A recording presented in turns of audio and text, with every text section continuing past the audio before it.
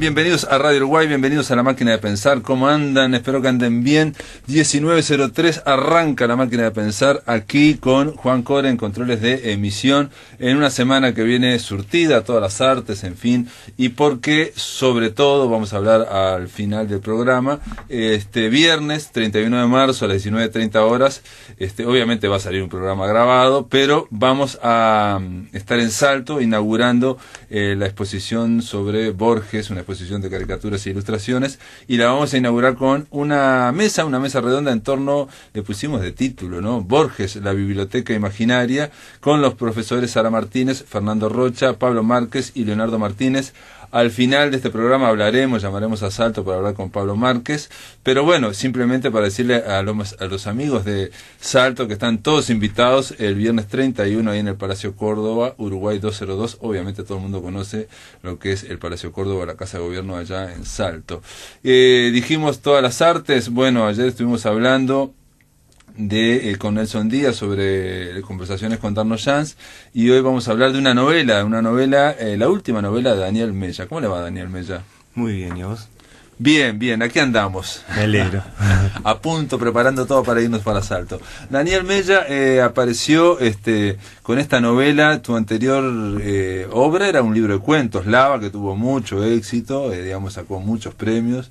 No sea humilde, no sea modesto, sacó, ¿no? Bartolomé Hidalgo. Ganó el Bartolomé Hidalgo, ¿verdad? Y el tercer premio nacional de literatura. De literatura sacaste, sí. Para libros éditos. Inéditos, sí. Y bueno, obviamente Daniel Mella es conocido por sus anteriores obras, que fueron todas reeditadas, ¿no? Pogo, Derretimiento y Noviembre, ¿no? Es verdad, se reeditan ahora de vuelta. ¿Ah, sí? Todas juntas para aprovechar la volada, me parece.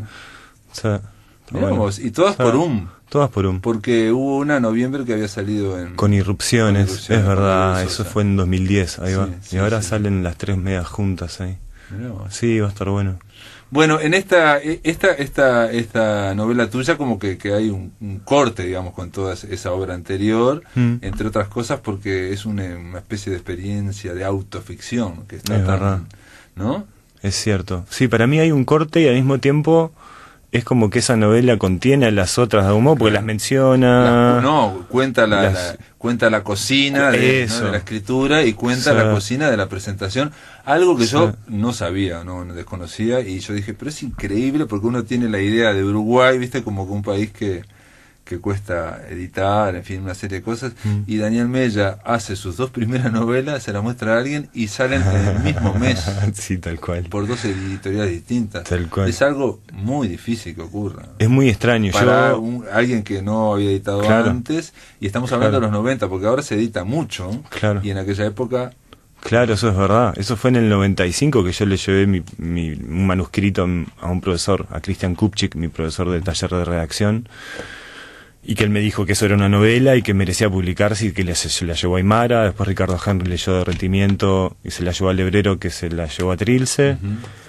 Entonces yo he tenido mucha suerte, sigo teniendo mucha suerte. En ese sentido, digamos, como bastante bendecido. En ese sentido fue como una cosa de una alienación de planetas para lo que es Uruguay, digamos, lo costoso que es el primer libro. Tal cual. Vos no tuviste un primer libro, yo tuviste nunca... dos primeros libros en el mismo mes. Tal cual, y nunca tuve que pasar por la historia del rechazo de la editorial, ni nada de eso, que es una historia que muchos escritores viven, si no la mayoría, ¿no? Como a mí también lo que me queda es como la generosidad, si lo miro para atrás, es como generosidad de la gente que justo me tocó cruzarme, ¿no? Porque te cruzaste con gente que estaba, por un lado, que eran buenos lectores, que sintonizaron con tu obra, por lo que todo esto me enteré por el hermano mayor, ¿no? Y gente sintonizaron con tu obra y que también conocían editores. Y que tuvieron el gesto de decir, yo voy y llevo esto con mis propios pies a tal lado para que lo lean, porque yo en mi casa, habiendo escrito, pero no haciendo ninguna movida para que eso se publicara. Es ¿no? sorprendente. Y lo otro que es más sorprendente todavía, esta es una alienación de planeta, pero ahora vamos a otra alienación para lo que es Uruguay, que alguien publicó un libro o sus 2 primeros libros, es que eso generó una luz de entrevistas y hasta de televisión. Es verdad, era muy joven. ¿Cuánta gente empieza con su primer libro y viene a la televisión? Es verdad. En Uruguay, no sé, 0.0. Sí, me acuerdo de una entrevista con Washington Benavides, éramos él y yo. Sorprendente. Sí. Una de las cosas que me llamó la atención, bueno, el hermano mayor está como centrado en un hecho que te ocurrió a vos, que fue que un hermano tuyo murió porque murió por un rayo, una tormenta. Él era guardavida o salvavidas, guardavida, como se dice ahora, y se metieron en una casilla en una playa, donde estaban haciendo, digamos,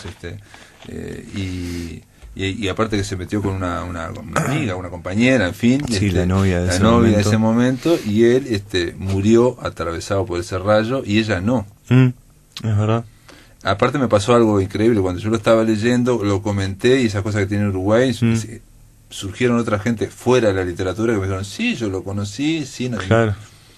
Sorprendente, ¿no? O sea, de la Costa de Oro, sí, yo lo conocí. Bueno, también, si hablas con guardavidas, también, obviamente, todo se conoce. En Uruguay es tan chico, pero además el Seba tenía como muchos grupos de amigos y era a su manera muy gregario. Entonces te encontrás con gente que lo conoce en lugares que no puedes creer. Sí, también. Y también, digamos, de la novia también, que eran conocidos, desconocidos, o sea, también verdad. Ya pasa, digamos, se sí, van como tal cual. Extendiendo. Igual a mí me sorprendió porque lo comenté en un lado así, tampoco lo comenté en todos lados, y me dijeron, sí, y me empezaron a dar una serie de datos. Claro. Y que no están en el libro, obviamente. No, es verdad. Y salió en aquella época en la tele, creo también, viste, porque fue un caso de esos, un verano tormentoso, etcétera. Creo que se utilizó como una especie de cuento para que la gente se precaviera, claro. Y como un ejemplo de... Estamos hablando de que la novela arranca con la familia, es tu familia, que se entera de eso, y obviamente estamos hablando de que están todos choqueados, ¿no? O sea, ahora, esto se puede leer desde distintos puntos de vista, digamos, es una autoficción, se cambiaron algunos nombres. Yo, por ejemplo, me lo creí todo. Obvio. Lo leí creyéndolo todo, digamos. Es más, hasta creí que tenías 2 hijos, después me enteré que eran 2 hijas que tenés, ¿no? Tal cual. Pero... Sí, eso hay como que mencionarlo, ¿no? Ahí adentro no hay... Si hay personas... Si parecen personas, quiere decir que hay algún mérito literario, porque en realidad no son las personas reales, ni siquiera son. Lo son. Tu madre, tu padre, no. Y no, ahora mismo están en su casa mirando la tele o comiendo, no están adentro de ese libro. No, claro, no, pero hay reacciones, por ejemplo, la de tu madre con el celular que tiene de tu hermano y que no quiere llamarlo, quiere mandar un mensaje de texto, ¿no? Claro. Y hay una lógica ahí de shock, y entonces uno dice, pero claro. ¿por qué no lo llamamos? Porque, digo, en ese momento no se sabía si era o no era tu hermano exactamente, ¿no? O ella abrigaba claro. la esperanza. Claro. Entonces lo que quería era mandar un mensaje de texto, pero no quería llamar. Claro. Y vos querías llamar, en fin, eso ocurrió. Eso, en esa parte en particular y en muchas otras, la lógica que opera es, pasó una cosita, un detallecito de Perfecto. Toda esa escena, y después el resto fue imaginar, ¿y si hubiera pasado todo esto otro? Ah, perfecto.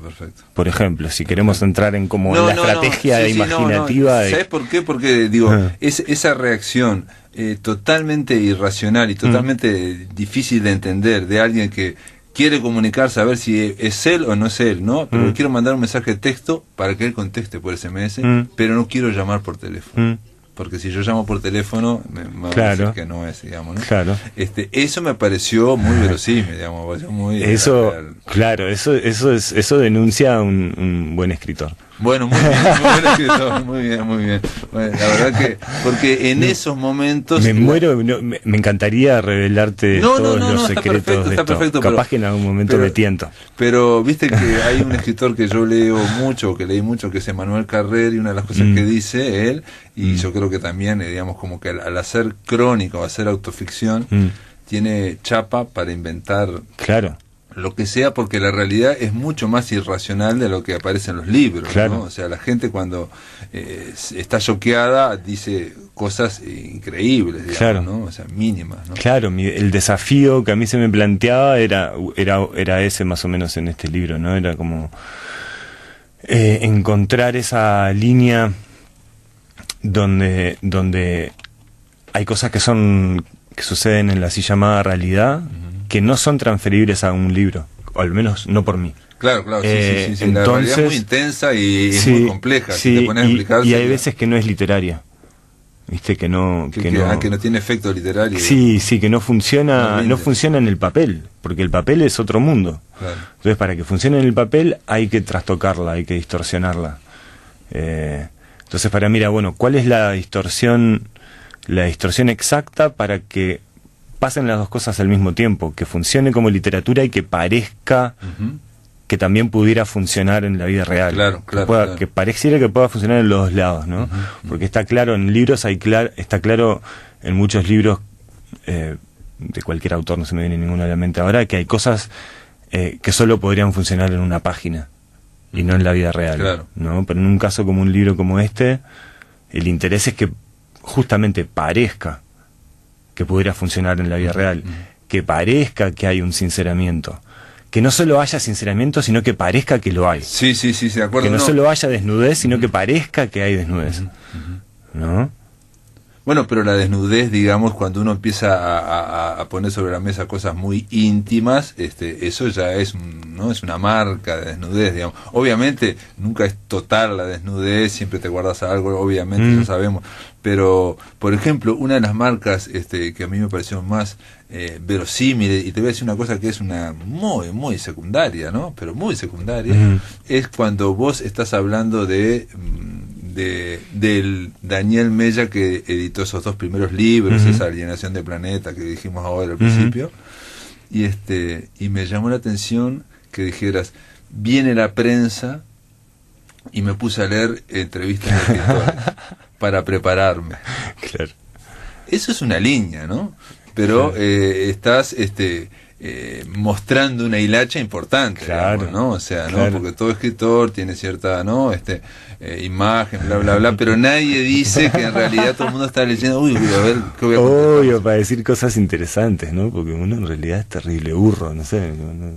No, pero también tiene un toque de frivolidad y un toque de vanidad, digamos, claro. ¿no? Digamos, voy a volver, claro. Digo, eso claro, me para pareció, quedar bien, ¿no? Y en general, yo creo que, por ejemplo, siguiendo con Emanuel Carrero, lo que funciona, lo que mejor le funciona a él, es cuando él se critica y se dice, bueno, yo tengo un costado frívolo que es tremendo. Claro. O sea, por ejemplo, Emanuel Carrero dice, yo estoy hablando acá del cristianismo y no sé qué, no sé cuánto, pero acabo de recibir un mail que me nombran jurado de Canes y estoy saltando una pata.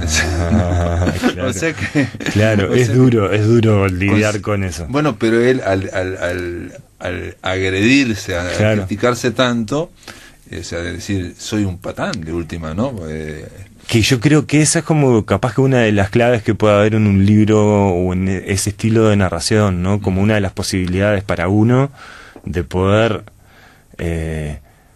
llegar a admitir alguna de esas cosas y puesta en un contexto literario hasta conseguir uno reírse.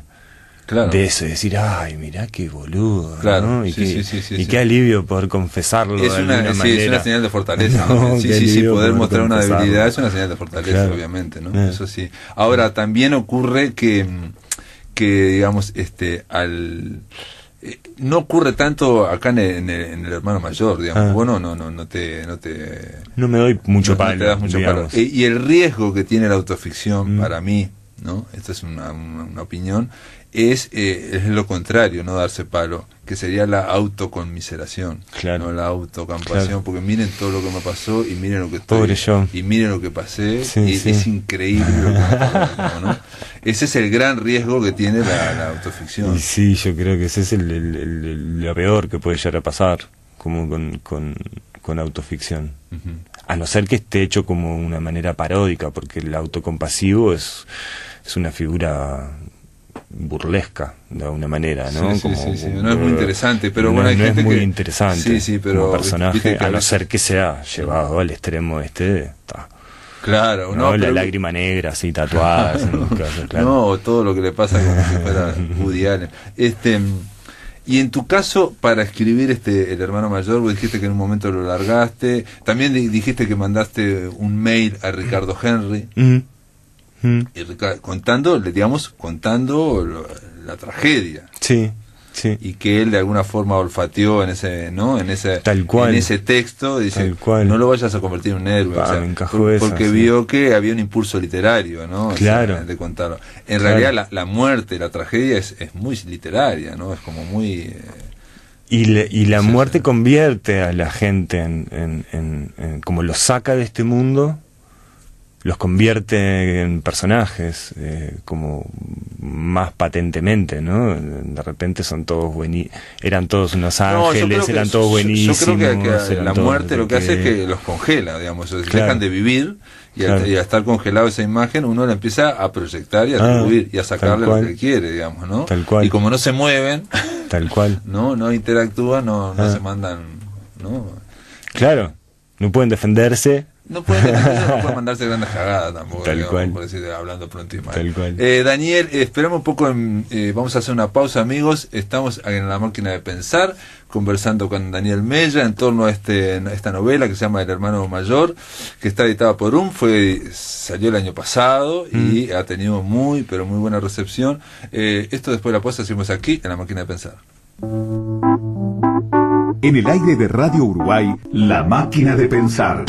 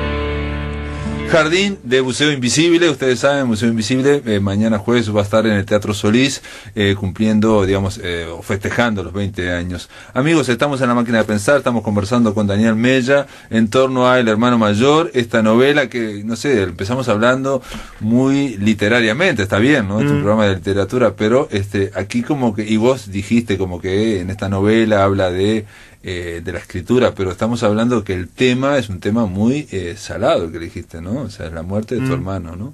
Sí. Y el enganche de la novela, que lo cual está muy bien también para mí, es una de las reacciones del narrador, que es el hermano mayor, que es una reacción de celos. Sí, ¿no? La primer impulso es de celos, ¿no? ¿Por qué él y yo no? Porque a él ahora, ¿no?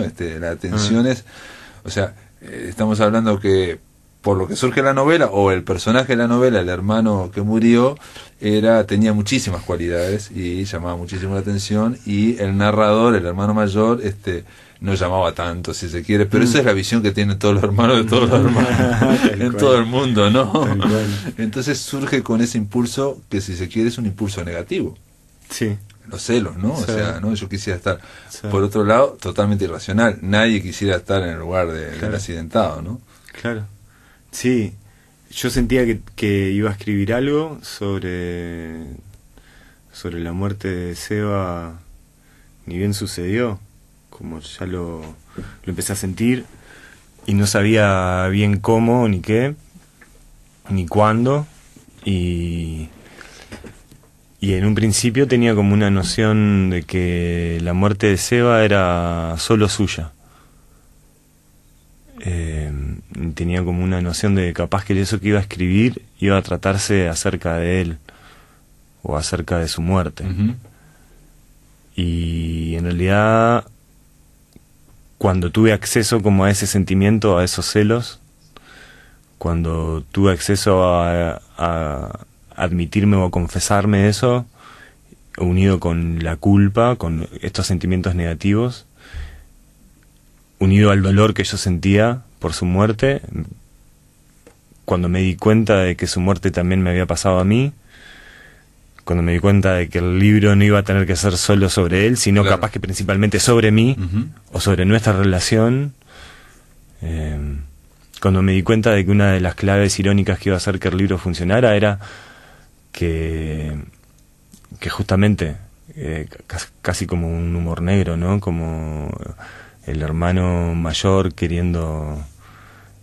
quejándose y muriéndose de celos por no haberse muerto. Sí. Es medio ridículo. Bueno, pero sin embargo funciona. Claro, es un elemento, digamos, negativo, digamos, un sentimiento oscuro que uno normalmente no quiere decírselo ni a sí mismo, ¿no? O sea, no nos queremos, es difícil confesarlo. Los tenemos, pero es difícil confesarlo. Y más difícil es quizás ponerlo en papel. Pero también es cierto que es como un gancho para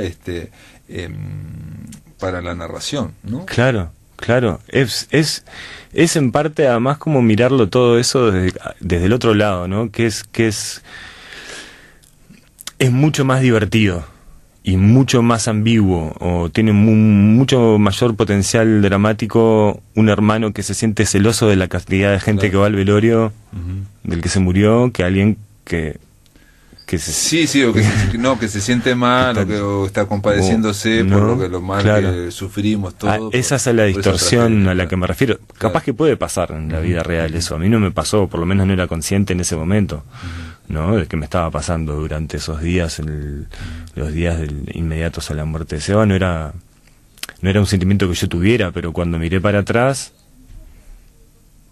dije, mirá, porque pasó mucho tiempo, además, fue 1 año y medio que la estuve escribiendo, entonces muchos sentimientos se fueron presentando, como mucho se fue procesando y empezó a entrar también ahí, a ese libro y a modificarlo, entonces todo lo que pareciera que sucedió en esos pocos días que la novela describe, en realidad es mucho más tiempo comprimido, de alguna manera. Y también yo supongo que también cuando comienza la ficción, la narración a avanzar, empieza a pedir otras cosas. Claro, Empieza a mandar. Empieza a pedir otras cosas y esos sentimientos que, por ejemplo, de repente te los pide. Ahí hay como una especie de autoengaño del propio escritor también, ¿no? O sea, de repente la ficción te pide un sentimiento, esto estaría bárbaro, y después te pones, no, pero esto es la palabra, yo lo había sentido, claro, y no lo había aceptado que lo había sentido. Claro, ¿no? O sea, claro. Uno nunca sabe, al menos tengo la experiencia de eso que vos decís, ¿no? De decir, mirá, uno piensa que esto es un recurso literario, claro, y sin embargo después esa página te empieza como a devolver tu reflejo.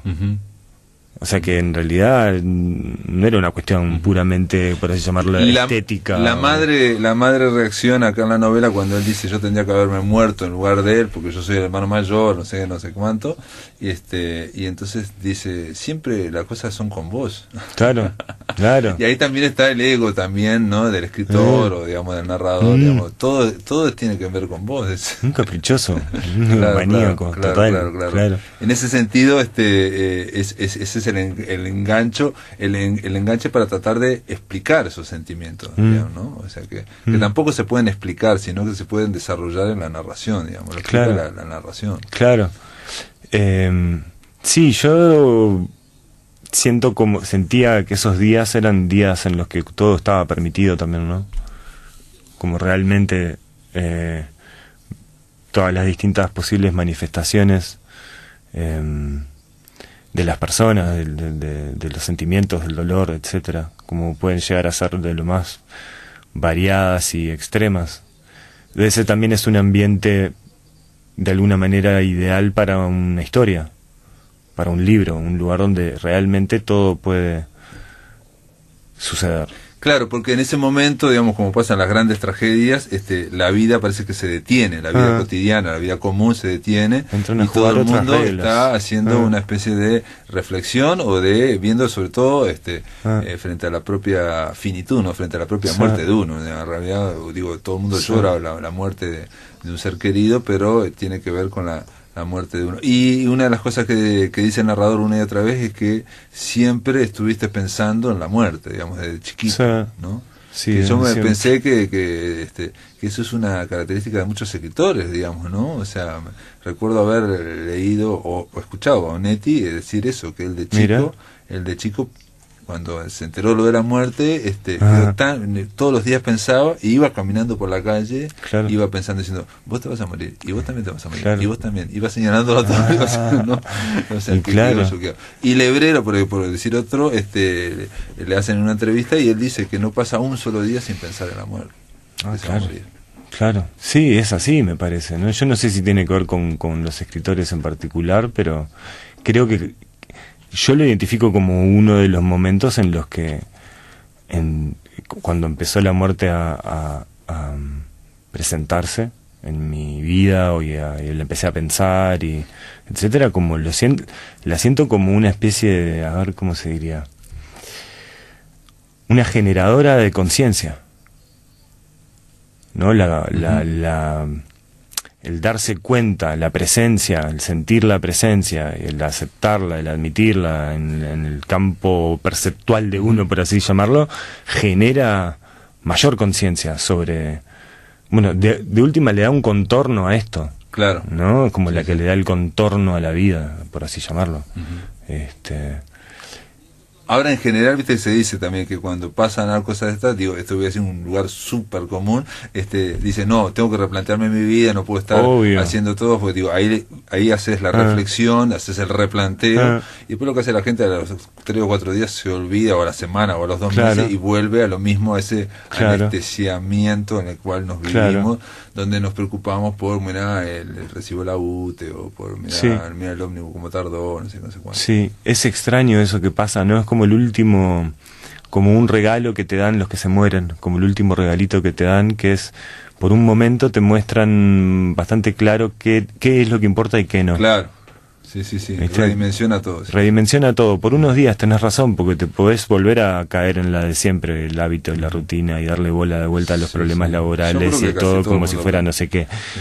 Pero si te acordás de esos días, es como una especie de estar enamorado, como una especie de conciencia un poco más desapegada y más, pues, apreciar un poquito más, discernir un poquito más, ¿no? Como que es un regalito que te dan cuando se van. Sí, sí, priorizar de alguna forma. Sí, te dicen, ¿no? Acordate que vos también vas a estar en un cajón en algún momento. También se puede caer a la contraria, de que de que nada importa, porque si nos vamos a pelar y no sé qué, y nada va a quedar, no sé cuándo, también puede caer a la contraria. Es una postura filosófica, ¿no? Posible. Aquí hay una parte de tu novela que marqué, no sé por qué razón, pero la voy a leer nada más, porque... Dice, me voy a sentar a pensar mi testamento tarde una noche, mientras Brenda duerme, pero enseguida voy a reparar a lo obvio. No tengo nada que dejarle a nadie. El auto es compartido, la casa alquilada, la mayoría de los muebles nos lo regalaron, y mi biblioteca no consiste de más de 100 títulos. Luego, cuando me toque reflexionar sobre qué me gustaría que hicieran con mi cuerpo, me daré cuenta de que en realidad no me importa lo más mínimo. Entierro, cremación, nada de eso me mueve un pelo. Todo manejado por burócratas de traje y corbata, igual que los partos, por burócratas de látex. Pero lo que más me va a asombrar será el hecho de que ese bebé, que es vida, va a nacer con su propia muerte a cuestas. Esa criatura que todavía no nació se va a morir algún día. Ese bebé venía marcado y tenía el derecho, tenía la obligación de morir su propia muerte, que era suya y de nadie más. Qué momento.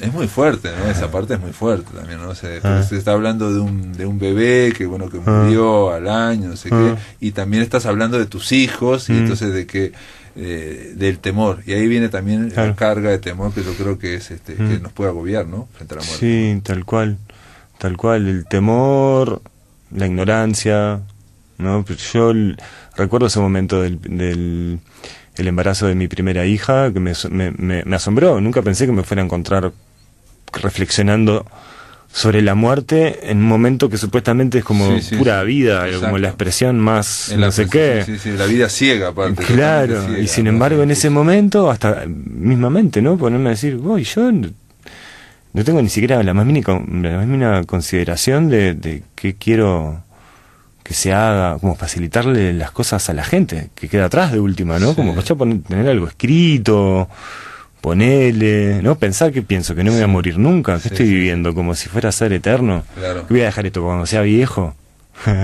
como si llegar a viejo fuera una garantía de algo, no sé, como sí, la muerte terrible, compañera. En general, digamos, vivimos con la idea de que no nos vamos a morir, o que se mueran los otros también, ¿no? Obvio, nosotros nunca nos vamos a morir. ¿No? Esa es la idea, ¿no? Para no... Sí, no, pero yo creo que recordárselo es buena idea, y entablar una relación un poco más real, como admitirla como parte de las reglas del juego de una vez por todas, porque... A mí eso es una de las cosas que en un momento me obsesionaron, ¿no? Como decir, me voy a pasar toda la vida jugando este juego sin aceptar las reglas del juego. Claro. O sea, sin saber, no sé ni lo que estoy jugando, entonces. Sí. ¿No? Por lo menos hay 2 o 3 que las sabemos, bueno. Todas las demás no las sabremos, pero esas que sí, ¿no? Ponerse un poco... Supongo que uno tiene las distintas maneras de encararse con eso, ¿no? Para mí la escritura ha sido cada uno, para mí la escritura ha sido una de las maneras de encarar esos miedos, explorarlos, expresarlos. Porque así como te puede venir un cierto desapego, decir, voy a priorizar, en fin, no sé qué, no sé cuánto, te puede venir un gran miedo cuando te aferras a cosas. Por ejemplo, obviamente uno se aferra a sus hijos, por ejemplo, o a su padre. Yo creo que es como una tarea fundamental con la que me encontré a partir de eso mismo, ¿no? Como en la etapa ya de mi adultez con hijos, enfrentarme como a la necesidad real y urgente de hacerme cargo de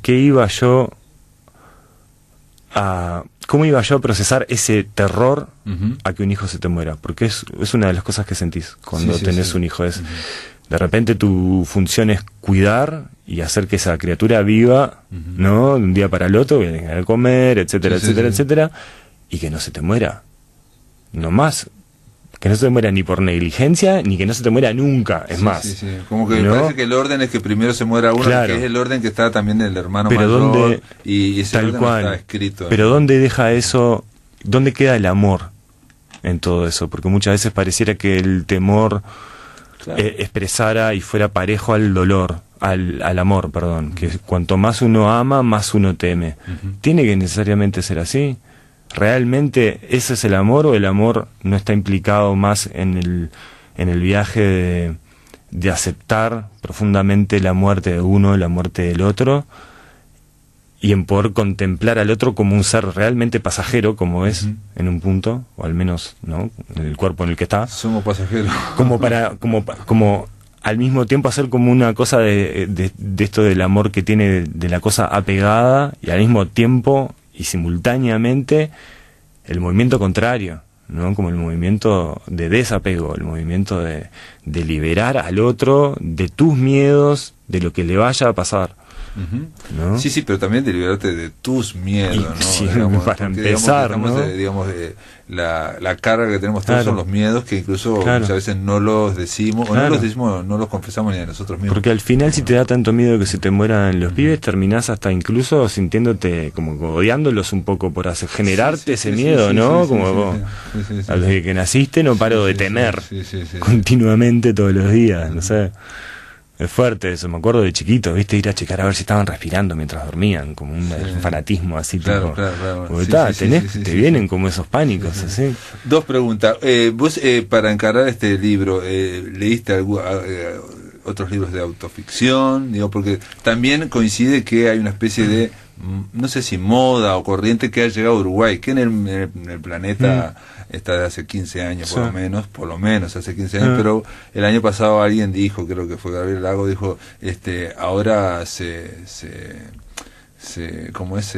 consolidó la autoficción en Uruguay por todos estos libros que salieron, el tuyo entre ellos. He leído libros de autoficción, pero no para escribir este. Yo supongo que capaz que me influenciaron. Ayer me acordé de uno, leí Lunar Park de Bret Easton Ellis. Leí que me gustaron mucho, ¿no? Sí, que te llaman. Una, ¿cómo se llamaba en español? Un libro de Dave Eggers que se llama una triste historia que te rompe el corazón, o no me acuerdo. Tiene un título súper rimbombante y hermoso, que trata sobre los padres de él mueren en un lapso de 6 meses de cáncer rarísimo, y él queda con su hermano menor solo, que es un niño, el hermano menor, y él tiene que cuidarlo, y es una historia súper hermosa, pero escrita como con un nivel de ironía y de humor tan alto, tan intenso, que lo hace todo mucho más dramático, por ejemplo. Lo hace más dramático. Lo hace más dramático, pero a la misma vez te libera. Está tomándose todo con mucho humor. Claro, te das cuenta. Ahora, en Lava, aquellos cuentos también había una base, digamos, de autoficción. Es que yo siento que en todo... Cuando hablabas del bebé, me acuerdo un cuento. Claro, de los bebés. Claro, en ese libro capaz que está más cerca también de la autoficción, pero yo siento que en todos lo hay, porque en todos me veo. Para mí, por eso es difícil para mí diferenciar tanto entre todo lo que hice hasta ahora y esto, porque lo veo como bastante similar en un punto, ¿no? Y otra pregunta que tal vez no tiene nada que ver, pero bueno, es del año pasado. Lo editaste el año pasado, y el año pasado cumpliste 40 años. Es verdad. Viste que se dice que cuando uno llega a esa edad hay toda una serie, un corte, no sé cuánto, muy importante, entre otras cosas, como que ya jugaste la mitad del partido, estás en el segundo tiempo, una serie de cosas. Pero yo me he encontrado después, no sabía, una vez Lebrero me dijo, dice, mirá que no tendrás la crisis de los 40, mirá que viene brava. Y a mí me pareció que era de revista de para ti, de vosotras, no sé. Yo pensaba lo mismo. Y resulta que después leí que Jung decía que hay un parteaguas, y precisamente para aquellos que eran tímidos hasta ese momento se vuelven extrovertidos, y aquellos que eran con determinadas características, como que se completa la persona. Mirá qué interesante, ojalá, a mí me pasó, atravesé una crisis de los 40, que me agarró por sorpresa, porque yo pensé que él no era un tipo tan común y ordinario, claro, como para tener una crisis de los 40. O que la crisis de los 40 era de revista de obvio. Femenina. Y sin embargo no, pum, cayó con toda, sí, fuerte. O sea que también pensás que esto también de alguna forma es una salida también, ¿o no?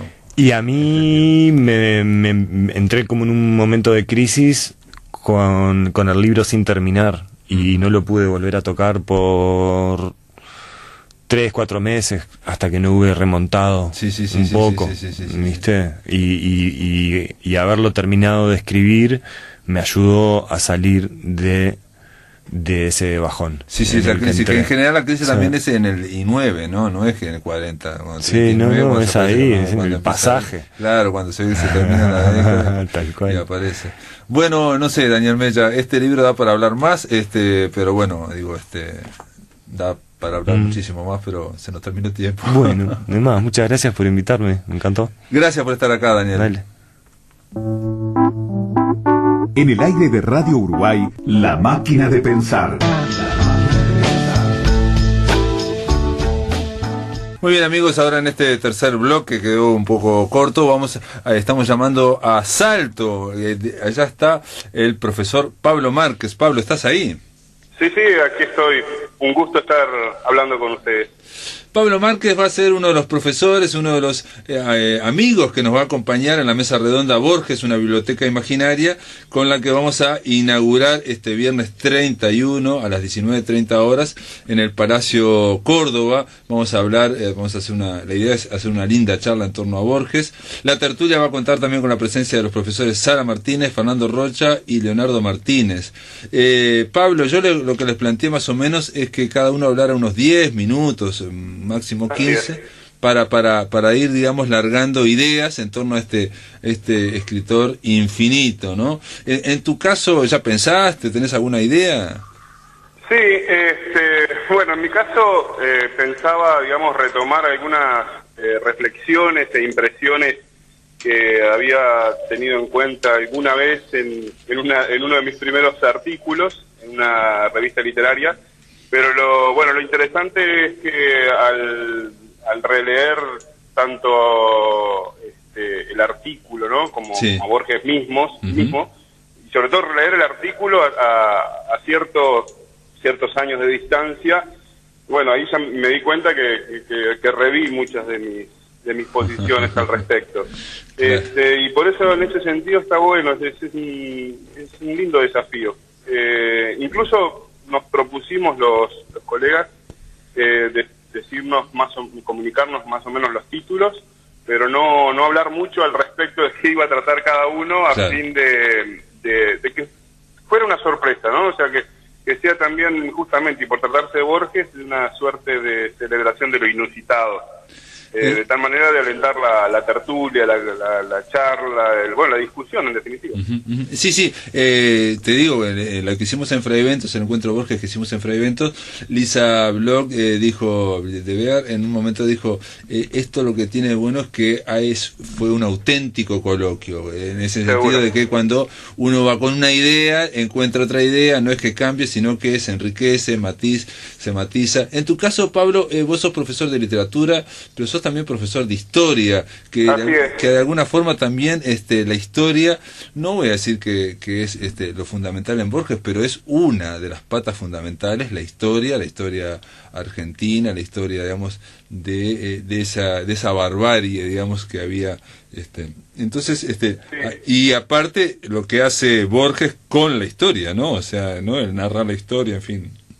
Seguro, justamente una de las cuestiones, digamos, que en algún sentido autorreviso, a mi juicio, uno de los prejuicios que tenía con respecto a Borges es justamente no visualizarlo como un escritor político, en definitiva. No político en el sentido partidario, se entiende, sino un escritor que en algún sentido está por lo menos atento a lo que sucede en la polis, por decirlo de alguna manera, ¿no? De hecho, yo voy a trabajar ficciones Y es un libro que sale en un momento muy muy particular, ¿no? O sea, sale en algún sentido es una reedición, incluso en 1944, y en a través del mismo, en algún sentido, Borges trata de cuestionar lo que son los totalitarismos y el clima incluso dictatorial que se vivía en este momento, y autoritario en la Argentina, ¿no? Claro. No, y aparte, digamos, también estaba la Segunda Guerra Mundial, y después estuvo el clima de Guerra Fría, y él, de alguna forma, vos sabés que hay también, tengo un conocido, un amigo, que también plantea de que se puede hacer una lectura de que Borges trataba de, parece una estupidez lo que voy a decir, pero de zafar de ese enfrentamiento de Guerra Fría a nivel de cultura que había, ¿no? De discursos muy cerrados, digamos. Claro, por plantear, pero en algún sentido es como plantear un discurso alternativo, ¿no? O sea, un discurso, digamos, que no quede entrampado entre los polos que estaban en ese momento, entre los bloques que estaban en conflicto. Claro. En el caso de ficciones, por ejemplo, incluso, si uno se refiere a Troin, Upar y Orvis Tertius, por ejemplo, uno de los cuentos más increíbles, justamente hace alusión al tema de la Segunda Guerra Mundial, claro, y de los totalitarismos, ¿no? El estalinismo, el nazismo. Perfecto. No, aparte, ese cuento vamos a tener que mencionarlo, porque Tron Urbar Orbios Tertius está firmado, digamos, como que fue escrito en Salto Oriental, ¿no? Ahí en la ciudad de Salto. La idea, digo, para los amigos de Salto que nos están escuchando, la idea es muy sencilla y vamos a ver si la vamos a cumplir, digamos, cada uno habla unos 10 minutos, entre 10 y 12, 15 minutos, plantea su tema. Después vamos a tratar de tener unos 20 minutos conversando entre nosotros, tratando de hacer ese coloquio, que pueden ser un poco más de 20, digamos, y después va a haber preguntas del público. La idea es que el público que acuda pueda, comentar, preguntar, sobre todo preguntar a los panelistas, ¿no? A los integrantes del coloquio, y esperemos que salga todo bien. Y aparte puedan tener la oportunidad de ver la exposición de caricaturas e ilustraciones, que en tu caso, Pablo, vos ya viste, por lo menos hay un adelanto ahí, y y realmente también son otras lecturas en torno a la obra de Borges. Pablo Márquez, nos vemos el viernes allá en el Palacio Córdoba. En el Palacio Córdoba, sí. Y nosotros, estamos muy emocionados al respecto y ansiosos, porque estamos hablando, más allá de todo, estamos hablando de algo que nos apasiona a los cuatro. Perfecto. Bueno, yo creo que somos muchos. Y es una forma de comunicar también esa pasión a los demás, ¿no? Perfecto. Te mando un abrazo grande y se terminó La Máquina de Pensar, amigos. Mañana vamos a recibir a Andrés Echevarría para hablar de Juana Ibarburu, Jazmín de Medianoche y Mediodía. Es un libro que contiene 3 poemarios de Juana, de cuando ella tenía 62 años aproximadamente. Son Azor, Mensajes del Escriba y Oro y Tormenta. Son poemas muy, pero muy interesantes. Esto es todo, amigos. Que lo pasen muy, pero muy bien.